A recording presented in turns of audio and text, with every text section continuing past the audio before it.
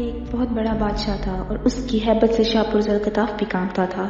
لیکن جب شاپور کی سلطنت روم سے مسلط ہوئی تو اس کی مدد سے اساترون کی مملکت پر حملہ آور ہوا۔ اساترون اپنی فوج سمیت قلعہ نشین ہو گیا۔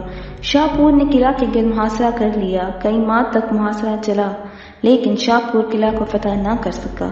ایک دن قلعہ کے باہر شاپور اپنی فوج کے درمیان کھڑا تھا کہ اساترون کی جوان بیٹی کی نظر اس پر پڑی اور وہ اس پر فدا ہو گئی۔ اس نے شاپور کے پاس پیغام بھیجا کہ اگر تم مجھ سے شادی کرنے کا وعدہ کر لو تو میں تمہیں قلعہ کھولنے کی تدبیر بتاؤں گی۔ شاپور نے وعدہ کیا۔ اساترون کی بیٹی نے قلعہ کے کمزور مقامات کی نشاندہی کی۔ رات کے وقت شاپور نے اپنی فوج کو لے کر اس کمزور مقام پر پہنچا اور اس میں شکار کرنے میں کامیاب ہو گیا۔ اس کے بعد اس کی فوج نے ٹڈی دل کی طرح قلعہ میں گھس آئی۔ اساترون نے دفاع کیا لیکن وہ جنگ میں مارا گیا۔ اس کی فوج نے شاپور کے سارے ہتھیار ڈال دیے اور پوری مملکت سے شاپور پر قبضہ ہو گیا۔ پھر اس نے حسب وعدہ اساترون کی بیٹی سے شادی کی۔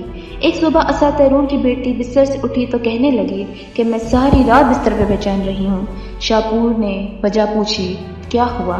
کہنے لگی کہ رات بستر کے نیچے ایک درخت کا پتا آ گیا تھا جس کی وجہ سے میں بے چین رہی۔ پھر اس نے اپنی پشت شوہر کو دکھائی اور شوہر نے بیوی کی پشت کو دیکھا تو اس پر داغ تھے۔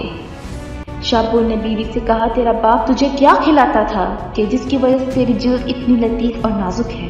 عورت نے کہا، میرا باپ مجھ سے بہت پیار کرتا تھا اور وہ روزانہ مجھے بھیڑ کے مغز کے ساتھ انڈا اور شہد شامل کر کے کھانے میں کھلاتا تھا۔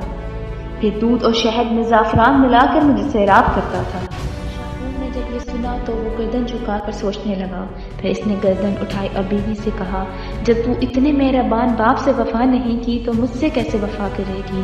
پھر اس نے اپنے 2 فوجیوں کو بلا کر کہا کہ اس کے سر کے بالوں کے ساتھ رسی باندھو اور رسی کے سروں کو پکڑ کر گھوڑوں پر بیٹھ جاؤ اور گھوڑوں کو یہاں تک دوڑاؤ کہ اس کا مغز پھٹ جائے۔ ایسی بے وفا عورت کی ضرورت نہیں ہے مجھے۔ فوجیوں نے شاپور کی ہدایت پر عمل کیا اور یوں ایک بے وفا عورت اپنے انجام کو پہنچی۔